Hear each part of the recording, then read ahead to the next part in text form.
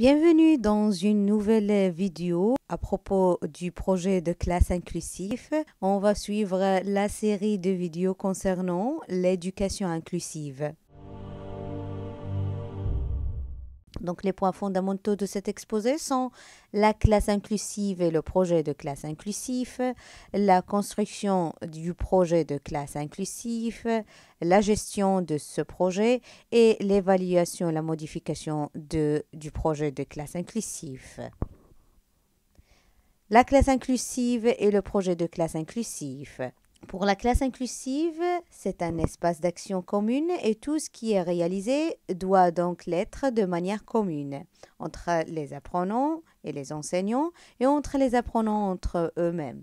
Parmi les caractéristiques distinctives de la classe inclusive, on trouve l'installation d'accès permettant à tous les apprenants et les apprenants d'entrer dans la classe sans difficulté, la présence de stores pour bloquer les rayons lumineux affectant certains apprenants et apprenantes, l'existence d'un règlement intérieur de la classe établi avec la contribution effective des apprenants et des apprenantes, utiliser un arrangement spécial de tables et de chaises pour faciliter le travail en groupe, la disponibilité de divers outils didactiques et méthodes pédagogiques, la présence de coins pédagogiques et l'existence de tableaux muraux au nombre de groupes constitués.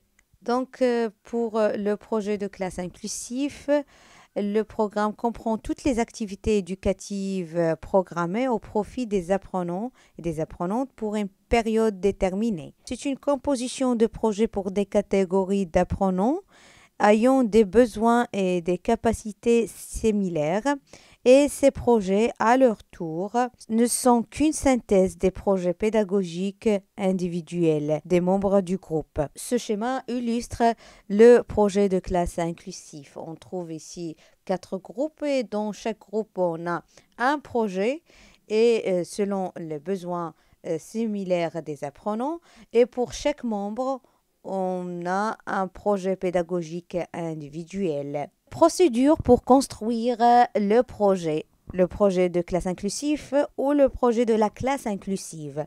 Donc, pour construire ce projet de classe inclusif ou le projet de la classe inclusive, il faut tout d'abord diagnostiquer les besoins particuliers de chaque apprenant et apprenante sur la base de son école et de son dossier médical. Arrêter la carte éducative pour chaque apprenant et apprenante dans une fiche spéciale qui servira de description centrale de son profil éducatif général.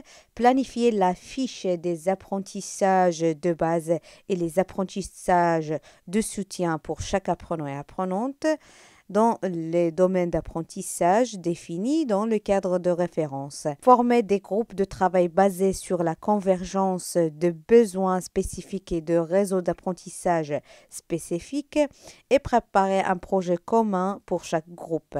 L'installation de projets de groupes de travail dans les principales unités ou zones constitue le projet de la classe inclusive qui peut être planifié dans un tableau général comme dans le modèle suivant. Donc ici, on a sur ce tableau les domaines d'apprentissage, 3 domaines, langue et communication, mathématiques et sciences, socialisation et activités d'éveil.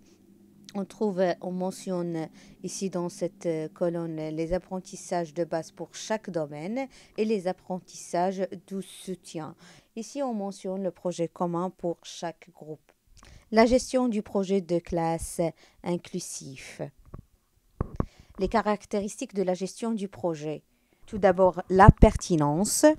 La fonction première de la pertinence réside dans le fait qu'elle vise d'enseigner à l'apprenante ou à l'apprenant ce qu'il est censé apprendre, à développer sa performance et à interagir avec ce qu'il a appris de l'autre afin de ne pas se sentir impuissant ou à adopter une attitude négative de lui-même et de l'apprentissage dans son ensemble. Adaptabilité et développement.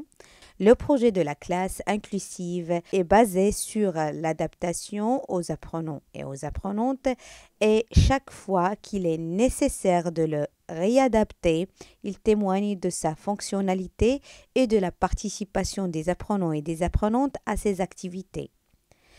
Gradation. Attirer et maintenir l'attention des apprenants et des apprenantes nécessite de commencer parce qu'ils maîtrisent mieux tout en les incitant à faire davantage d'efforts pour se développer et s'enrichir. Inégalité et diversité. C'est un cadre dans lequel chaque apprenant et apprenante devrait se retrouver, que ce soit au niveau du travail individuel ou par des groupes de travail. Flexibilité. La flexibilité est l'une des caractéristiques de l'éducation inclusive par excellence. Elle couronne donc les caractéristiques générales du projet de la classe inclusive. Cela signifie un suivi continu de l'interaction des apprenants et des apprenantes avec les activités et une attention particulière aux situations dans lesquelles certains peuvent confronter à des difficultés dérangeantes ou à des frustrations inquiétantes dont il faut tenir compte lors de l'amendement du plan d'action et de l'élaboration des nouvelles propositions visant à surmonter les difficultés rencontrées. Les approches et les procédures pour la gestion du projet. L'approche différenciée se relevait la plus adéquate et la plus pertinente aux caractéristiques de la classe inclusive, car elle est fondée sur la différenciation à 3 niveaux. Donc, on trouve la différenciation dans des méthodes d'enseignement, la différenciation dans les contenus et les activités, la différenciation dans les modes d'évaluation, l'évaluation et la modification du projet de classe inclusif. En tant qu'enseignant ou qu'enseignante, on peut poser les questions suivantes. Que dois-je évaluer? Quand est-ce que j'évalue? Et comment j'évalue? Que dois-je réévaluer? Ça veut dire quel est le contenu qu'on doit l'évaluer. Donc, on peut évaluer 3 choses. L'évaluation de la construction, la structure du projet et sa pertinence par rapport à la réalité de la séparation, la fonctionnalité du contenu et l'étendue de sa réponse aux besoins, la mesure dans laquelle le projet est autorisé à être flexible en cas de besoin, l'évaluation de la gestion, la qualité des méthodes d'enseignement approuvées, la qualité de l'adaptation et de la pertinence et la nature des relations tissées entre toutes les composantes de la classe, l'évaluation du produit, les résultats généraux obtenus par les apprenants, le progrès dans le processus d'apprentissage, les difficultés enregistrées dans le processus d'apprentissage. Quand est-ce que j'évalue? Ça veut dire les moments de l'évaluation. On a 3 moments. L'évaluation continue. L'évaluation périodique se réalise après des unités didactiques ou à la fin d'une période scolaire. L'évaluation sommative se fait à la fin des activités du projet. Comment j'évalue? On peut citer ici les procédures de l'évaluation.